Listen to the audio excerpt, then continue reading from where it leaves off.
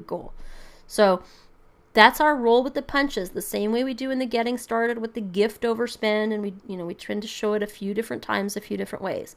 But if you have overspending, moving money from categories, that's part of the plan in YNAB.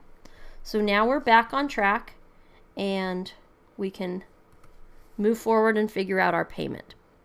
So I'm going to go ahead and work on payments. You guys, some of you are asking very kind of left field questions for what we're dealing with now, so I want to make sure you're paying attention to when we do payments, because this is usually one of the biggest things. So credit card payments. Now, it's important to know that payments will not show up on the budget.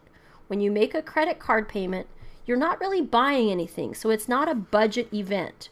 Everything that's on that credit card is already in the budget. So we'll kind of go through with our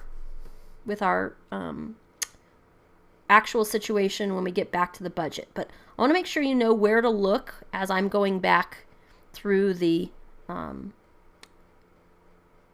into the budget. So the numbers on the left, I call that the sidebar. The numbers on the blue background on the sidebar, that's the total account balance.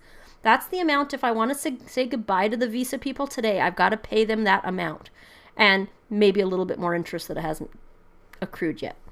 The number on the budget screen is not the total account balance. It's the amount that I expect to owe them after I pay them anything, the difference between those two, right?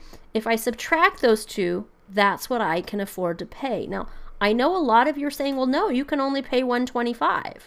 Why are these two numbers $190 apart?